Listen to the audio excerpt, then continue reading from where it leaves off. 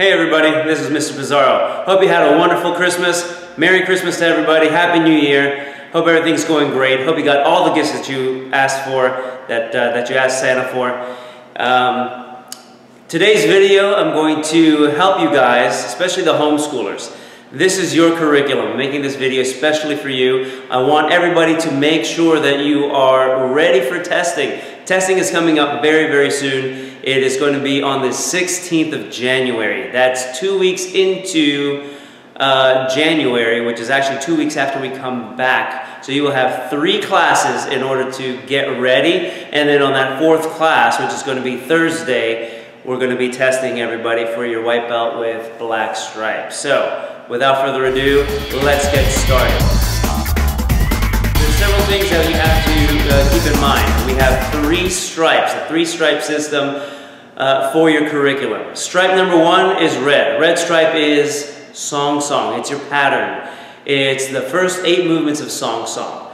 There are definitely certain things that you have to know, and we're going to go over those in just a minute. So number 1, red stripe is song, your pattern.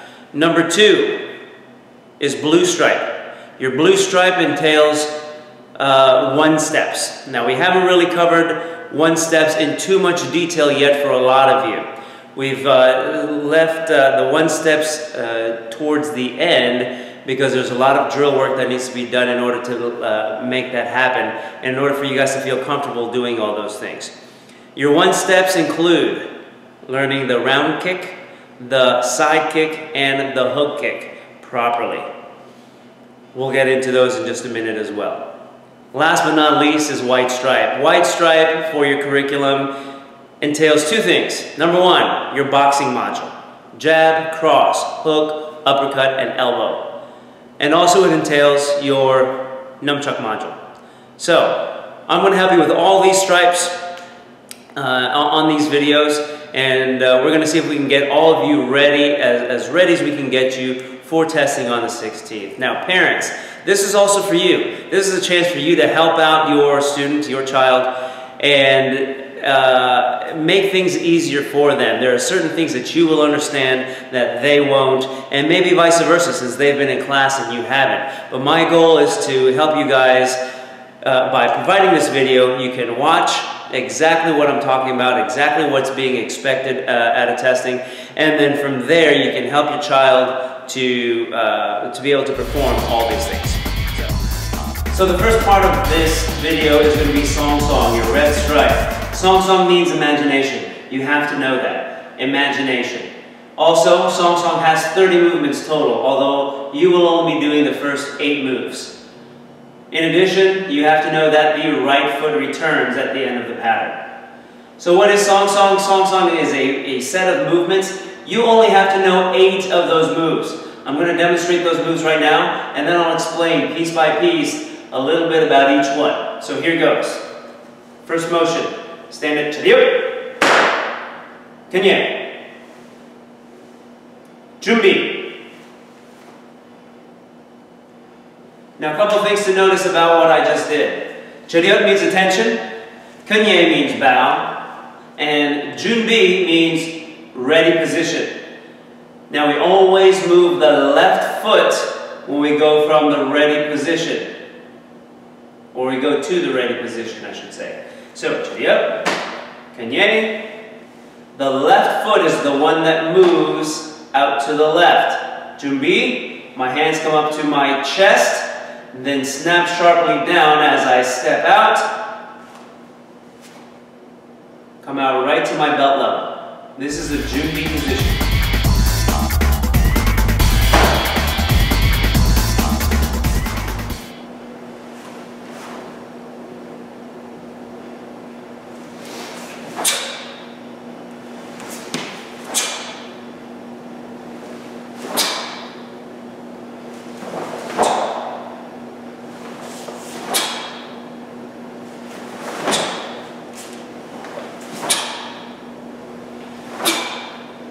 Song.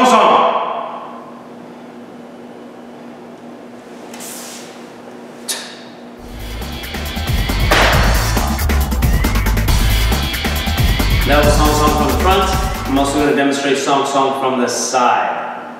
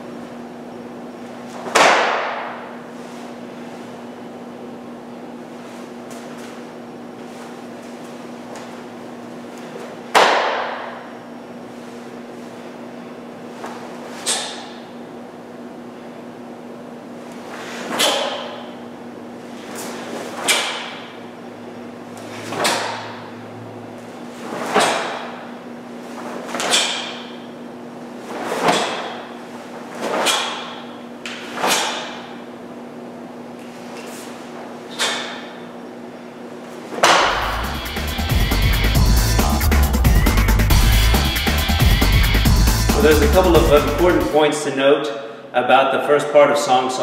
The first part is called a down block. Now the down blocks, this is the way we teach it here at the Academy. I'm going to take my left hand, I'm going to bring my left hand to my opposite ear, facing my ear. The other hand is going to wrap around, almost like I'm giving myself a hug.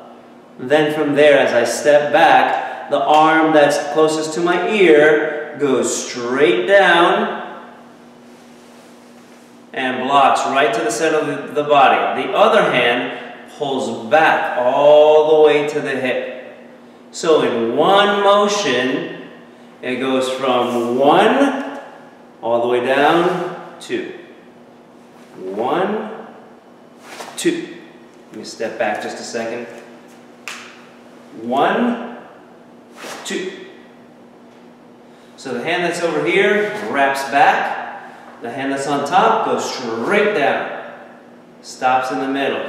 Don't let this hand go way out here. That's not necessary. Go straight down. From 1 to 2. Almost like a windshield washer, just washing the front of your body. 1, straight down. 2. So you don't want it to come out too far. 1, 2. Now for the high block, this hand, the left hand, stays where it is. The other hand meets it.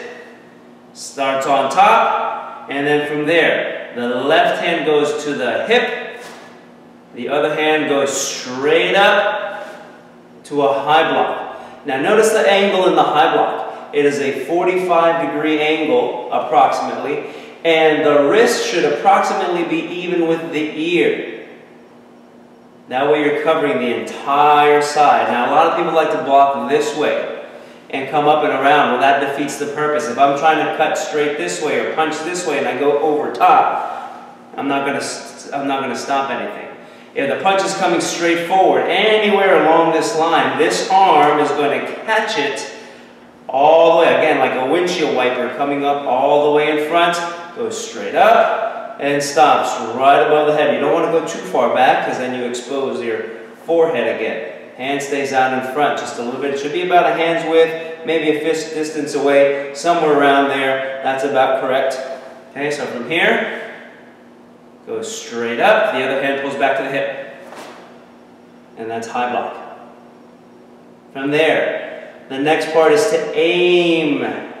I always want to reach and aim with my opposing hand, the opposite hand. I'm punching with the left, but I'm aiming with the right. From here, then I switch. So let's go again, 1 through 3. From here, and this is without the feet. From here, go straight down, low block. High block. Aim, punch. Those are the first 3 movements. Let's talk about the front stance. Front stance is incredibly important. It is the stance of song, at least for the first 8 movements. So, front stance, everything is forward. My shoulders, my head, my hips, all 10 toes are going to be facing forward. Here's how I get there.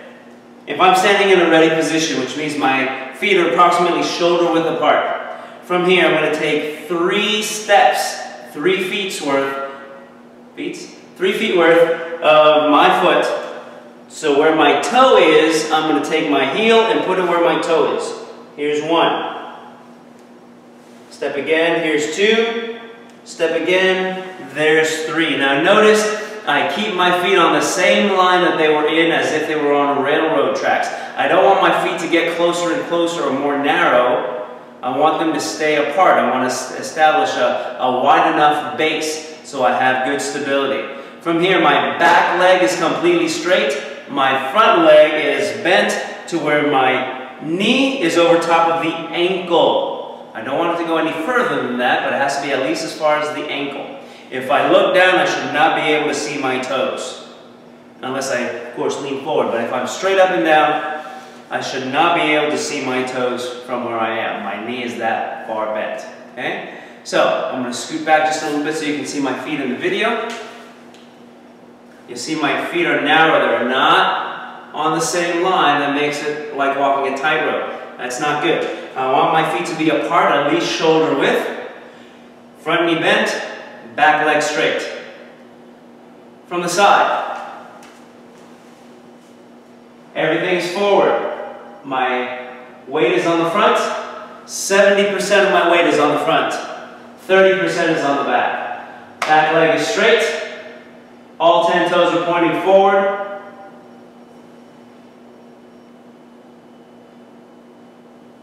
Showing the other side. The same leg is forward.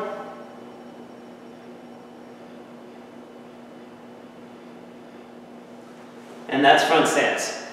Here's the important things about getting in the front stance.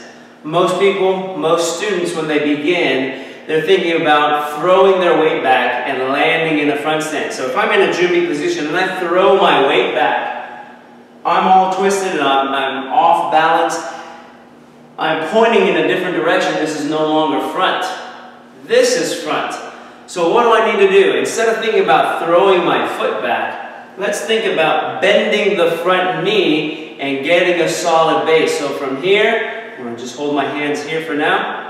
I'm just going to bend my knee and my back leg is just going to shoot back. So my weight stays right here, right in front. I don't want my weight to shift backwards and then have to readjust everything. My weight starts in the front, stays there. As I shift back, I'm going to come up through this neutral position again, then bend the opposite knee, and then step. Notice my foot goes not straight back behind me. I want it to stay on that line, approximately shoulder width apart. Back leg straight, front knee bent.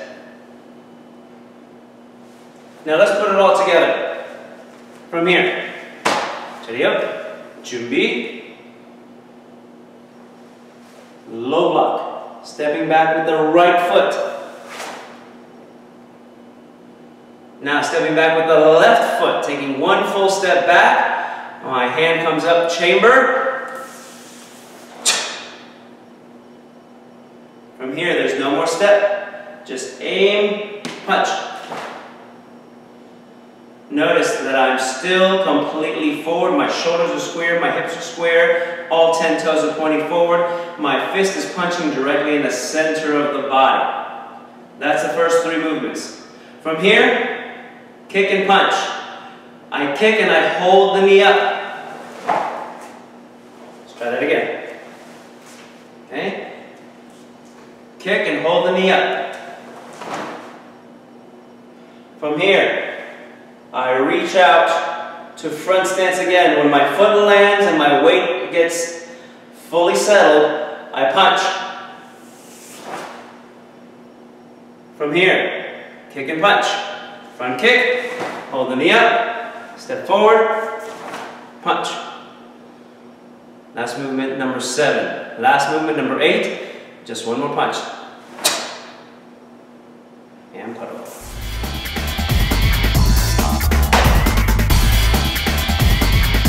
So far we've covered red stripe, which is song.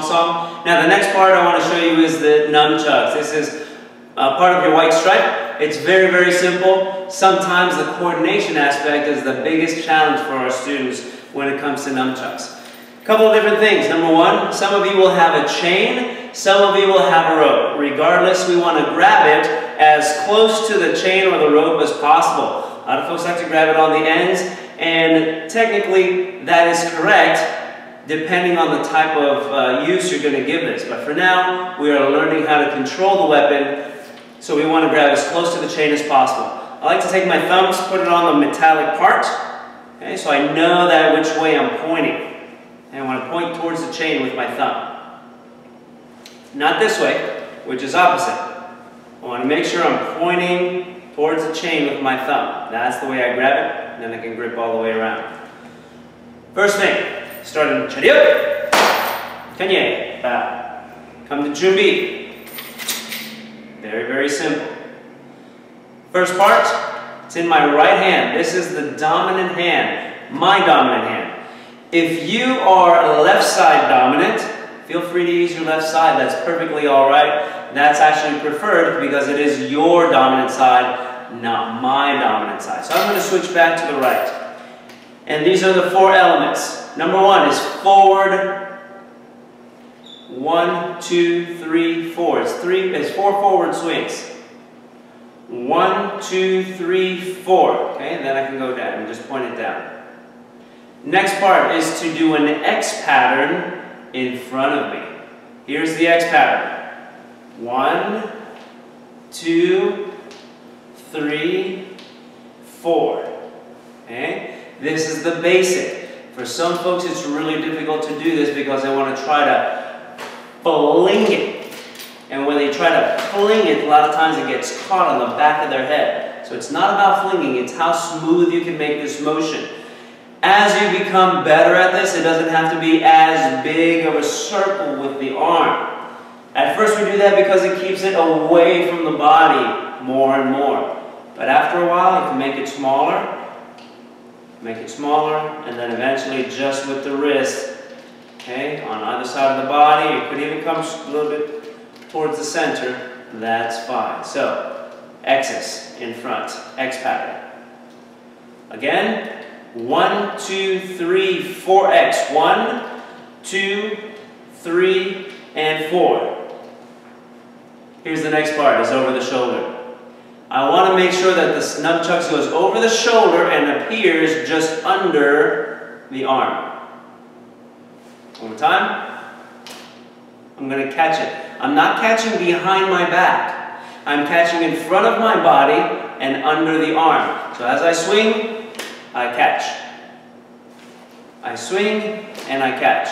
Now the idea is to switch arms. I've already caught it with my left. Here's my opportunity to let go of my right hand, or the top hand, and swing it over my other shoulder. And again, I just swing it over my shoulder, and notice how it comes right up underneath in this area right here. Okay? Up and catch. Up and catch. Up and catch. From here, we do it 4 times on each side.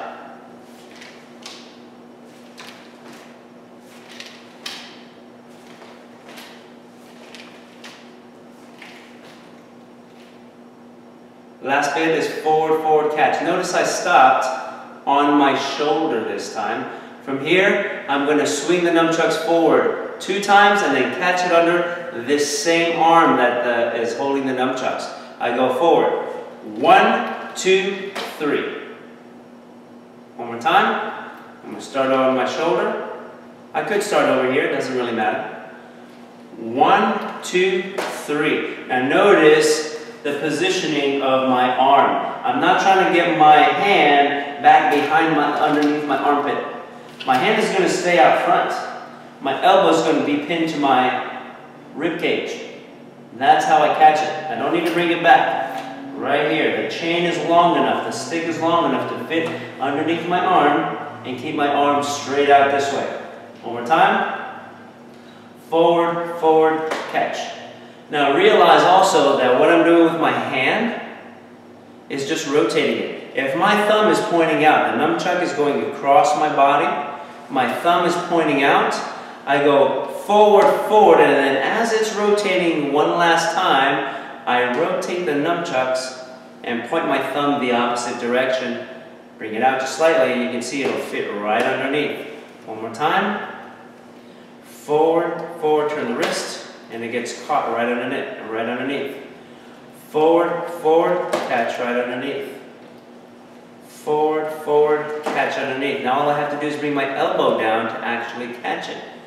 Forward, forward, catch. That's it. So let me go through all 4 elements one last time. I'm here in Jumbi position. I start forward. 1, 2, 3, 4. Cross. 1, 2, 3, 4. Over the shoulder. 1 and 1. 2 and 2. 3 and 3. 4 and 4. And forward, forward, catch. Yep. And yeah. And that's the nunchuck module. So let's go right into the boxing module. And this part is very, very simple. This is the very basics. Really all we're looking for is, can the student do all 5 techniques, not perfectly, but in sequence. Jab, cross, hook, uppercut, and elbow. It's 5 elements. So I want to go ahead and show you. From here, hip, penye, junbi, stepping forward, fighting stance. Ha! So from here, my jab is from the front hand. Jab goes out first. Notice my other hand stays right by my chin the whole time. We're getting these students ready to learn how to punch so that they can defend themselves later. So when they go into the sparring, they're not just punching and the hands just flying everywhere. Trying to teach hand position. Jab. Cross, I use my back hand and I switch. Here's my cross. Hook. My hand is going to come out, my elbow comes out. I'm going to turn, use my body. Hook.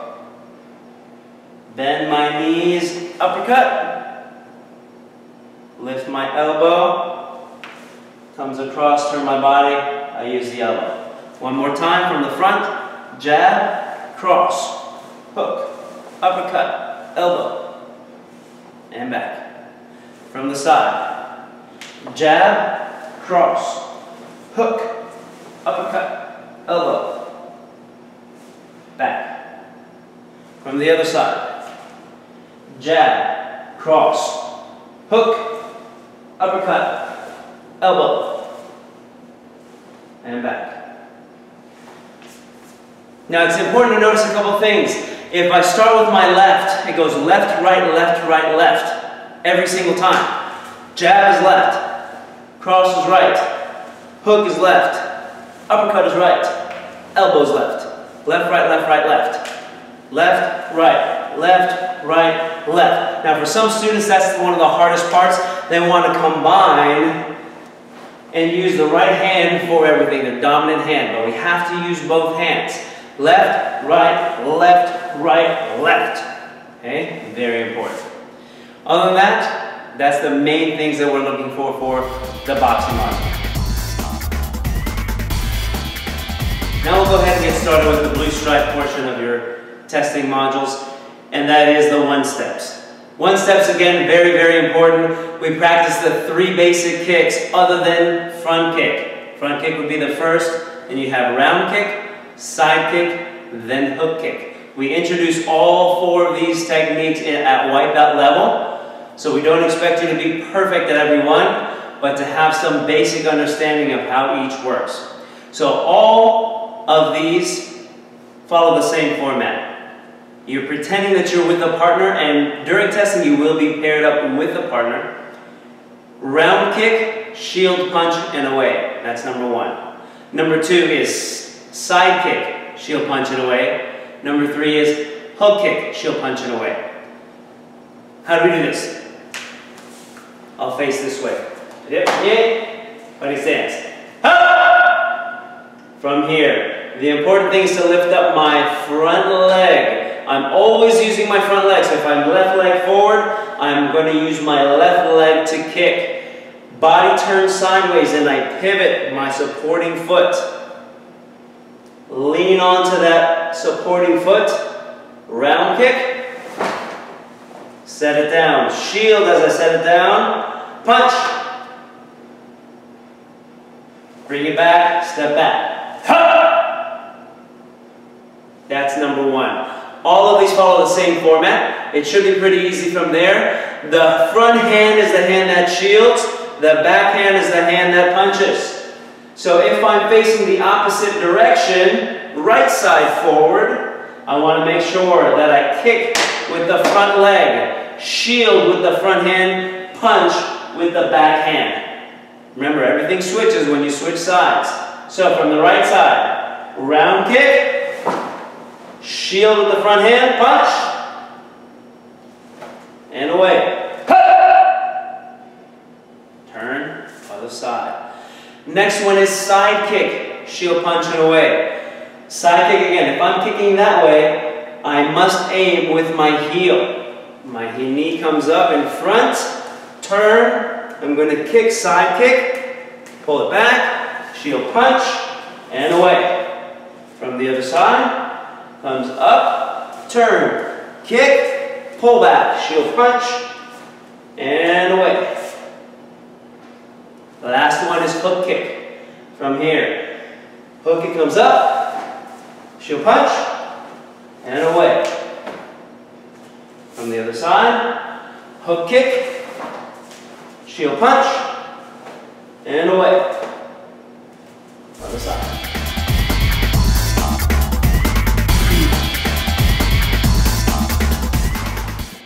All right, here's a couple of important points about the round kick. Again, we must remember what points to where when we're talking about aiming.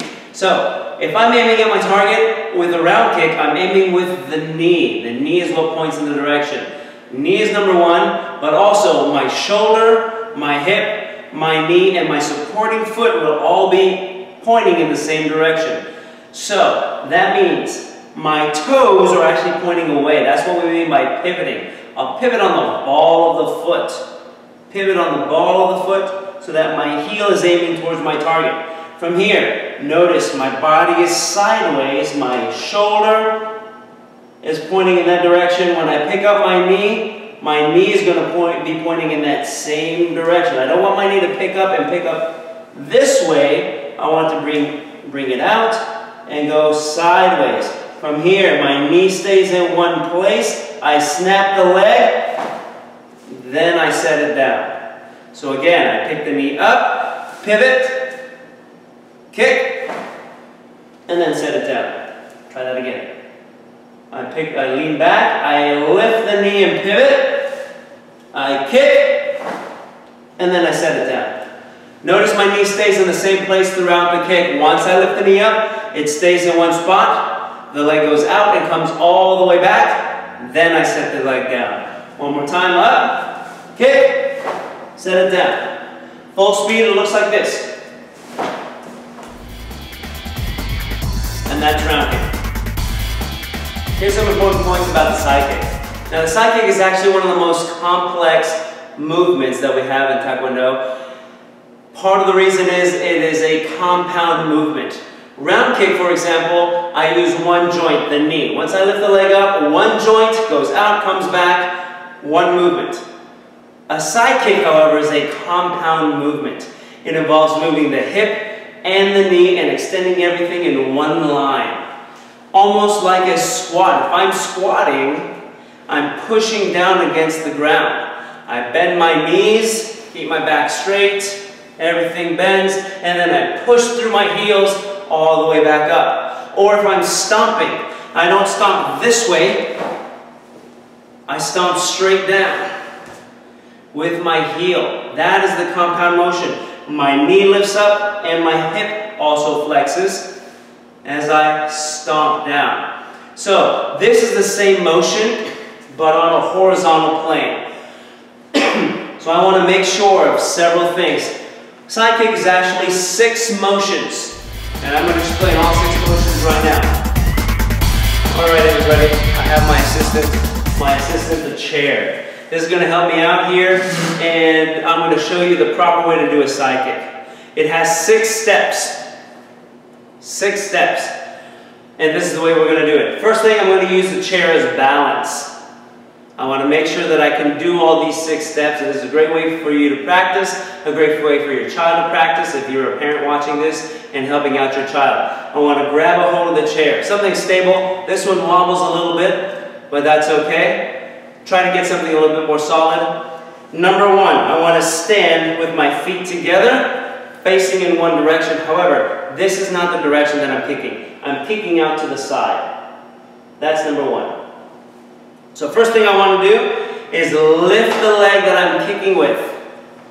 I want to lift it straight up in front of me, almost like I'm doing a front kick this way, but I'm not.